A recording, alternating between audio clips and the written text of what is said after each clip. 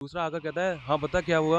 इतनी देर में उसने बंदूक निकालकर हम करा देंगे, मैं ही सरकार हूँ, मैं ही जो हूँ। हाँ, टाँके भी आए हैं, 6 जन 7 टाँके भी हैं। उन्होंने सीधा फायर कर दिया था निकाल के। अनुरोध किया कि हम तुम्हारे पैर छीते हैं, वो सब कुछ करने की कोशिश की और फिर उसके बाद हमें छोड़ दिया था। उनको कड़ी से कड़ी सजा मिलनी चाहिए।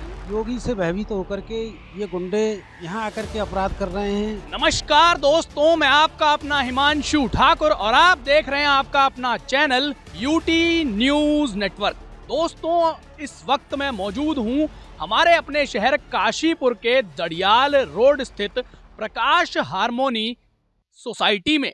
दरअसल बीती रात इस प्रकाश हारमोनी सोसाइटी में एक ऐसी दिल दहला देने वाली और सनसनी मचा देने वाली घटना हुई है जिसके बारे में यदि मैं अभी आपको बताऊंगा तो आपके भी होश उड़ जाएंगे। दरअसल प्रकाश हारमोनी सोसाइटी में बीती रात एक पूर्व विधायक के पुत्र के साथ कुछ असामाजिक तत्वों के द्वारा जबरिया मारपीट की गई और मारपीट कुछ इस प्रकार की गई कि उसमें जो है गुंडा तत्व के लोगों के द्वारा पूर्व विधायक के पुत्र पर जो है इरादतन हत्या के उद्देश्य से गोली भी चला दी गई।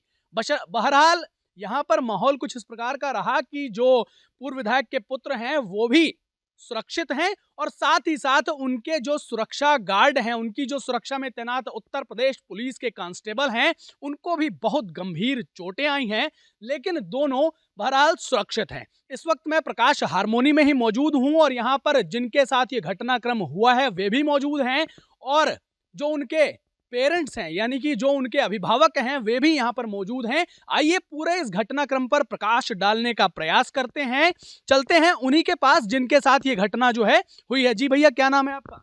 मेरा नाम प्रतेंद्र है। अच्छा, कब से यहाँ रह रहे हैं? हो गए होंगे 5-6 महीने करीब। क्या ये पूरा मामला क्या है कि आप पर जो है गोली चल गई और इतनी बड़ी घटना हुई, किस प्रकार का मामला है? हम लोग को तो यहाँ आसपास किसी से कुछ लेना देना रहता नहीं है, हम तो यहाँ टहलते हैं, हम तो आसपास किसी को जानते भी नहीं है। खाना खाने के बाद हर रात की तरह टहल रहे थे यहाँ पर, तो एक गाड़ी ऐसे मतलब इतनी बुरी तरह चला के ले गए, कोई मैं तो उनको जानता भी नहीं हूँ, कि मैं टक्कर होते होते बिल्कुल मतलब पूरी बहुत बुरी टक्कर हो जाती, बहुत बड़ा वो एक्सीडेंट हो जाता अगर मैं साइड ना होता। बस साइड होते होते वो जो साइड व्यू मिरर होता है वो मुझसे टच होते हुए निकल गया। इस घटना को लेकर फिर मैं गार्ड साहब के पास गया, क्योंकि मैं यहाँ किसी को जानता नहीं हूँ, तो मैंने गार्ड साहब से बोला कि ये कोई कौन से नंबर में रहती है ये गाड़ी, उनको बता दीजिएगा कि गाड़ी थोड़ा देख कर चलाया करें। 15-20 मिनट और टहलकर मैं अंदर जाने का मेरा उद्देश्य था घर में कि मैं आराम करूंगा, लेकिन जब 15-20 मिनट बाद ही वो देखा कि वो गाड़ी वापस आ गई, तो मैंने कहा कि चलो डायरेक्ट जो लोग हैं उन्हीं से मैं बात कर लेता हूँ। जब यहाँ आकर मतलब बात की उनसे, मैंने कहा कि गाड़ी कौन चला रहा था, तो वो बोले बताइए। एक उसमें से बोला बताइए, दूसरा आकर कहता है हाँ बता क्या हुआ। मैंने कहा देखो मैं आपसे तमीज़ से बात कर रहा हूँ, आप भी मुझसे तमीज़ से बात करो। इतनी बात में वो धक्का मुक्की करने लग गया। जब धक्का मुक्की की तो फिर हमने भी अपने आप को बचाने के लिए थोड़ा सा धक्का दिया। इतनी देर में उसने बंदूक निकालकर, जो मेरे ये यूपी पुलिस कांस्टेबल हैं, ये श्याम कुमार, ये भी मेरे साथ ही टहल रहे थे, इन पर फायर कर दिया। जब फायर किया तो हमने कहा कि ये तो मामला बहुत ज़्यादा गंभीर हो गया, कहीं किसी की वो आदमी बहुत ज़्यादा नशे में धुत था, और ऐसे आदमी से अगर आप वो फायर कर रहा है बिना कुछ, लोडेड गन थी उसके, ऐसा नहीं कि उसने हमारे सामने कारतूस चला, तो उसने फायर किया। तो हमने कहा ये कुछ भी कर सकता है। हमने कहा ठीक है भाई, हमसे गलती हो गई, हम जा रहे हैं। वो इसने इतने पर नहीं माना उसने, और वो मारता ही रहा। वो जो उसके बट से वो उसने और बंदूक के नोक पर उसने हमसे कहा कि तुम दोनों गाड़ी में बैठो, आज तुम्हें हमें ख़त्म ही करना है। और इनके बहुत ज़्यादा लहूलुहान थे, आपको फोटोज वीडियोस तो मिल गए होंगे, तो बहुत ज़्यादा लहूलुहान थे। मैंने कहा जो मेरे साथ करना है करो, मुझे मारो वोरो कुछ करो, इनको बस हॉस्पिटल छोड़ दो, इनकी हालत गंभीर है। तो वो उन्होंने कहा मर जाएगा तो पोस्टमार्टम करा देंगे, पीएम करा देंगे, मैं ही सरकार हूँ, मैं ही जो हूँ, पूरी सोसाइटी में कोई भी नहीं बचेगा, एक लाश नहीं मिलेगी, आग लगा दूंगा, मैं जो हूँ मैं ही हूँ, ऐसा कहते हुए। तो फिर मैंने नज़र बचाते हुए इनका तो फ़ोन ही तोड़ दिया था। नज़र बचाते हुए मैंने गाड़ी में से अपने छोटे भाई जो भी मेरे साथ यहाँ रहता है, उसको मैंने लाइव लोकेशन शेयर कर दी, और लाइव लोकेशन के साथ मैं उसको मतलब कॉल पे भी था, उस फ़ोन सुना ताकि वो हमारी बातें सुनता रहे। वो पीछे से आ गया और उसने अनुनय विनय करके उसने कहा कि ठीक है आप भी बीजेपी के, हम भी बीजेपी के, गलती हो गई। हम लोग वहाँ से सीधा हॉस्पिटल गए। हॉस्पिटल में जो बाकी बाकी वहाँ की कार्यवाही है, सीटी स्कैन वगैरह, स्टिचेस लगवा के फिर हम लोग पुलिस थाने गए। इतने ही। एक बहुत बड़ी बात कह रहे हैं आप कि उन आपराधिक तत्व के लोगों ने आपसे इस प्रकार की बात की, आपको अगवा कर लिया और उसके बाद आपके जो भाई हैं वो आपको बचाने के लिए वहां गए और आपको ये दलील देनी पड़ गई कि भैया आप भी बीजेपी के हैं, हम भी बीजेपी के हैं, हमें छोड़ दीजिए। ये बहुत बड़ी बात है। वो एक तरफ अपराध कर रहे हैं, आपराधिक तत्व हैं, और उनका नाम जो है बीजेपी से जुड़ जा रहा है। अब बीजेपी का तो बीजेपी के उनके गाड़ी पे जिला मंत्री लिखा हुआ था, और बीजेपी ऐसा नहीं कि बीजेपी आपराधिक तत्व जड़ रहे हैं। यहाँ तो कोई भी अब बीजेपी सरकार में है तो कोई भी सहारा लेकर उनका कुछ भी कह के कुछ भी कहे तो मैं बोलूँ मैं मोदी का बिल्कुल रिलेटिव हूँ, तो इसका मतलब ये थोड़ी ना कि मैं हो गया। तो कुछ भी आजकल लोग कुछ भी कर रहे हैं अपना मतलब सीधा करने के लिए। अच्छा, यूपी पुलिस के जो कांस्टेबल इनके साथ इनकी सुरक्षा में तैनात थे, उन पर सबसे बड़ा जानलेवा हमला हुआ और उनकी जान जाते जाते बची है। भैया कैसे हैं, अभी ठीक ठाक हैं? हाँ, अब तो थोड़ा ठीक है। अच्छा, सिर में आपकी बड़ी गंभीर चोटें बताई जा रही हैं, कितने टाँके वाके भी कुछ आए हैं? हाँ, टाँके भी आए हैं, 6 जन 7 टाँके भी हैं। अच्छा, वैसे कहाँ के रहने वाले हैं आप? मैं मथुरा का रहने और वाला ये हूँ। इनके साथ कब से रह रहे हैं? 3 साल से हो गए मेरे। 3 साल से आप इनकी सुरक्षा में तैनात हैं। आज से पहले, ये बीती रात से पहले कभी इस प्रकार की कोई घटना आपने नहीं, फेस करी है? नहीं, ऐसा कभी नहीं हुआ है। थोड़ा-सा आप बीती को बताना चाहेंगे तो ज़रूर। मैं भैया को, हम दोनों भाई दोनों टहल रहे थे, तो मैं आया, जैसे इन्होंने मुझे बताया कि ऐसे-ऐसे वो गाड़ी गई है, तो हम दोनों यहाँ आए इनसे मिलने के लिए। बोला, भैया से धक्का-मुक्की हुई, तो मैंने उन्हें हटाने की कोशिश की, तो मेरे ऊपर उन्होंने सीधा फायर कर दिया था निकाल के। फिर हम दोनों थोड़े वो हो गए, क्योंकि उनके पास, दोनों के पास असला थे, इसलिए फिर वो दोनों हमें तमंचे की नोक पे उस पे गाड़ी थार में बैठा के और यहाँ से 4-5 किलोमीटर दूर ले गए थे। जो बंद मिल है ना, वहाँ पे भैया ने लाइव लोकेशन शेयर की थी, तो ये छोटे वाले भैया वहाँ पे पहुँच गए, तो इन्होंने बहुत विनय किया, अनुरोध किया कि हम तुम्हारे पैर छूते हैं, वो सब कुछ करने की कोशिश की, और फिर उसके बाद हमें छोड़ दिया था उन लोगों ने। भाई साहब, आगे अब जो है आप लोगों ने इसमें जो है थाने में तहरीर भी दे दी है मेरे ख्याल से। आगे किस प्रकार का आश्वासन है पुलिस वालों के द्वारा? पुलिस वाले, दोनों स्टेट्स के पुलिस वाले उनको पकड़ने में लगे हुए हैं, वो अभी रन पर हैं, दोनों फरार हैं। अच्छा, फरार हो गए? हाँ जी, दोनों फरार हैं। एक तो उसमें से सरकारी नौकरी भी ये करता है, नगर निगम में बाबू हैं, और उनका पुलिस आश्वासन दे रही है कि जल्द से जल्द उनको पकड़ा जाएगा।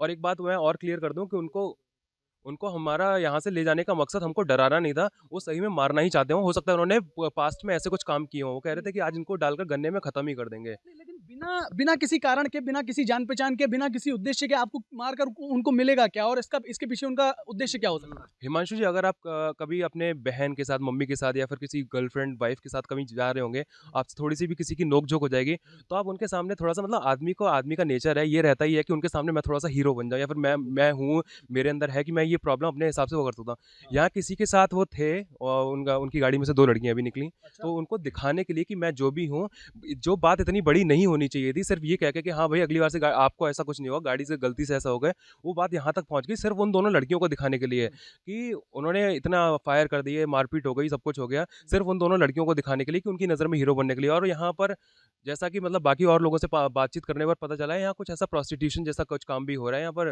वो ऐसा नहीं कि उनके कुछ रिश्तेदार हैं, वो उनको मतलब बहुत ही फ्रीक्वेंटली विजिट करते थे उन लड़कियों को, और ऐसा हमें यहाँ से पड़ोसी से पता चला है, हमें तो यहाँ किसी से मतलब ही नहीं था, कल इतनी सारी बातें पता चली हैं। अच्छा, ये पूरे घटनाक्रम में जो भी लोग संलिप्त थे, जो भी उस गाड़ी में लोग मौजूद थे, उनमें से कुछ लोगों को जानते पहचानते हैं आप, या फिर कोई पुरानी जान पहचान, कोई पुरानी यारी दोस्ती, कोई मित्रता, कोई कुछ? देखिए, हम तो यहाँ ना हमारे दोस्त हैं ना हमारे दुश्मन हैं, हम किसी को नहीं जानते। लेकिन जब बाद में पुलिस आई उस दिन, हम जानना चाह रहे थे कि ये कौन थे, कौन से ऐसे तत्व थे। तो जिस घर में उनका आना जाना था, वो संयोग से उस घर में वो महिला भी मिल गई जिनसे हमारी बातचीत हुई। उनका नाम उन्होंने गीतिका चौधरी या दीपिका चौधरी, गीतिका चौधरी या ऋतिका चौधरी बताया, वो मुझे इतना वो नहीं है। लेकिन हाँ, जो आरोपियों के नाम थे, जिनके आना जाना था, जिनसे हमारी मारपीट हुई, उनका नाम उन्होंने बताया कि एक अंकुश चौधरी है, और एक उनके सामने वाले फ्लैट में जो रहने वाले हैं वो कृष्णा।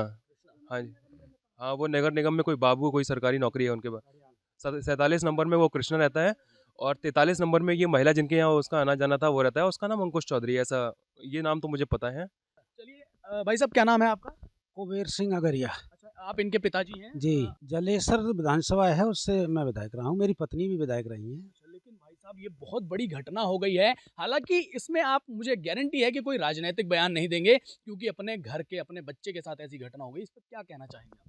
क्या मामला है क्या, यूपी में योगी से भयभीत होकर के ये गुंडे यहाँ आकर के अपराध कर रहे हैं, अपनी अय्याशी मौज मस्ती कर रहे हैं, और यहाँ गंदगी फैला रहे हैं।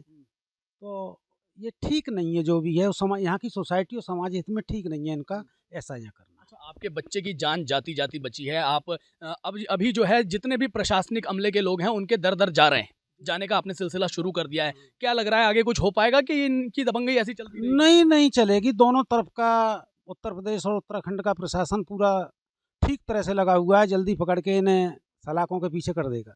अच्छा, नहीं, एक बात मैं आपसे जरूर पूछना चाहूंगा। आपने बोला कि उत्तर प्रदेश की योगी सरकार से खौफ खाकर जो गुंडा और बदमाश प्रवृत्ति के लोग हैं वो उत्तराखंड में शरण ले रहे हैं। अब उत्तराखंड में भी भाजपा है, उत्तराखंड में भी धामी जी हैं, केंद्र में भी मोदी जी हैं, तो ऐसे में मतलब उत्तराखंड की भाजपा जो है नाकाम? नहीं, ऐसा नहीं है, परंतु उन्हें ऐसा लग रहा होगा कि इधर थोड़ी सहूलियत रहेगी। हाँ। वहाँ भय ज़्यादा है, तो भयभीत होकर के इधर सहूलियत समझ रहे होंगे। जैसे रहता है ना कि 18, 20, 19, 20 कहीं ना कहीं थोड़ा आगे पीछे। हमारी सरकारें तो सभी जगह सेम काम कर रही हैं। आगे किस प्रकार से मतलब कार्रवाई चाह रहे हैं और किस प्रकार की कार्रवाई होनी चाहिए?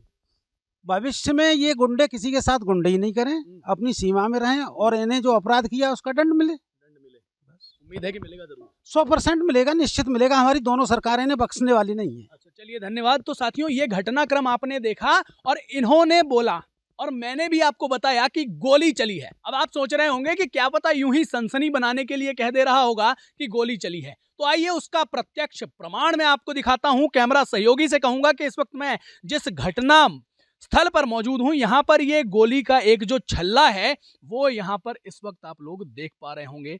ये कैमरे के माध्यम से ये बुलेट आपको नजर आ रही है, तो ये प्रत्यक्ष प्रमाण है इस बात का कि कल रात यहां पर गोली चली है। आइए अब यहाँ की जो कॉलोनी के कुछ निवासी हैं उनसे बातचीत करें। उससे पहले आपको यहाँ पर जो खून के धब्बे हैं, जो प्रत्यक्ष प्रमाण है कल रात की इस बहुत बड़ी घटना का, वो भी आपको दिखा देते हैं। ये आप लोग देख रहे हैं, ये कल रात की घटना है जहाँ पर एक यूपी पुलिस के कांस्टेबल के साथ और वो जिसकी सुरक्षा में तैनात थे उनके साथ कुछ गुंडा प्रवृत्ति के लोगों ने ऐसा कृत्य कर दिया जिसका ये प्रत्यक्ष प्रमाण यहां पर खून के जो धब्बे हैं ये खुद बोल बोल कर दे रहे हैं। अब आइए जो कॉलोनी के कुछ लोग हैं उनसे भी बातचीत करेंगे और उनसे जानेंगे कि भाई ये जो पूरा मामला है इस प्रकार से पहले भी कुछ होता है। जी, क्या नाम है आपका? रिंकू तेरी। अच्छा, ये कल रात जो इतनी बड़ी घटना हो गई है इसको लेकर के क्या कहना चाहेंगे आप? यही कहना चाहेंगे कि यहाँ से ये सब फ्लैट खाली करवाया जाए, जो रेंटर सब है उसको खाली करवा दिया जाए। आज उसके इनके साथ है, कल हम लोग के साथ भी कर सकता है। अच्छा, सुनने में कुछ इस प्रकार का आया है कि ये लोग आए दिन यहाँ के कॉलोनी के लोगों के साथ ऐसा करते हैं। इनका बेटा के भी हुआ था, मार पीट के चला गया। कोई डर के मारे कोई बोल नहीं पाता, दमांग आदमी है, इसके चलते कोई नहीं बोल पाता है। कोई ऐसा आदमी मिले तब ना। अच्छा, आपके बेटे के साथ भी इस प्रकार का कृत्य वो लोग कर चुके हैं? कब से आपके साथ ऐसा हो चुका है? भाई साहब, क्या नाम है आपका? दीपक अरोरा। कब से रह रहे हैं काशीपुर में यहाँ पर? सर लगभग 3 साल हो गए मेरे को यहाँ। अच्छा, आपके साथ क्या घटनाक्रम था? सर घटनाक्रम ये रहा है कि लगभग आज से 5-6 महीने पहले रात को जैसे डिनर के बाद टहलना, हम टहल रहे हैं अपना पार्क के पास, ये अपनी ब्लैक स्कॉर्पियो पे आते हैं सायरन बजाते हुए। तो इनको मैंने गाड़ी से मतलब इनको रोका, इनसे मैंने रिक्वेस्ट करी, मैंने कहा भाई साहब ये जो सायरन आप बजा रहे हैं प्लीज़ आप इसको सायरन ना बजाया करें, आप हॉर्न का प्रयोग करें, दिन में 10 बार प्रयोग करें या 50 बार करें, किसी को कोई आपत्ति नहीं होगी। तो आगे से बहुत ही गल जवाब मिलता कि आप यहाँ के चौधरी हो, ये हो वो हो। मैंने कहा मैं जो कोई भी हूँ, आपसे हम रिक्वेस्ट करके बात कर रहे हैं, आप उस पर अमल करिए। बोले तुमसे जो होता कर लो, ये है वो है। और गाड़ी में वो 4 मेंबर थे और चारों मेंबर ड्रिंक के नशे में एकदम सेट थे वो, और गाली गलौज तमाम। हमने सोसाइटी का जो मेन गेट भी हमने बंद करवा दिया था गार्ड साहब से कह के, हमने कहा ये गाड़ी बाहर नहीं जानी चाहिए, इन पे भी एक्शन होना चाहिए। अच्छा, आप काशीपुर पुलिस से किस प्रकार की उम्मीद रखते हैं, क्या चाहते हैं?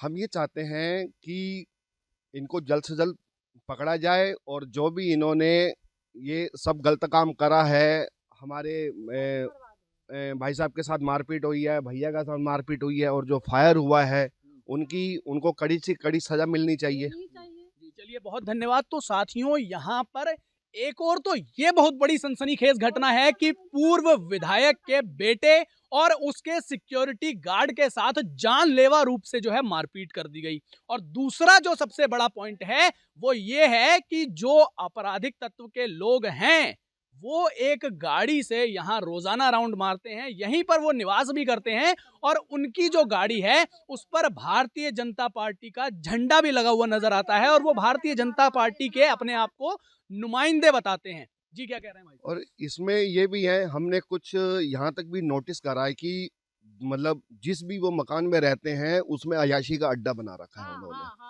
चलिए, बहुत बड़ी बात आप कह रहे हैं। तो साथियों, ये देख रहे हैं आप लोग, ये कॉलोनी के जो निवासी हैं ये इस बात का खुलासा कर रहे हैं कि इन्होंने जो ये आपराधिक तत्व के लोग हैं, इन्होंने यहाँ प्रकाश हारमोनी में एक छोटे से ठिकाने को अय्याशी का अड्डा भी बना दिया है। आए दिन यहाँ पर उल्टे सीधे काम किए जाते हैं और यदि कोई भी छोटी से छोटे स्तर पर भी आवाज उठाने की कोशिश करता है तो उनको खुलेआम धमकियां दे दी जाती हैं। अब इस पूरे मामले को लेकर के क्या करेगा काशीपुर का शासनिक अमला, क्या करेगा काशीपुर का प्रशासनिक अमला और क्या प्रतिक्रिया देंगे काशीपुर के तमाम जनप्रिय नेता और जननेता, इसकी प्रतीक्षा रहेगी। धन्यवाद।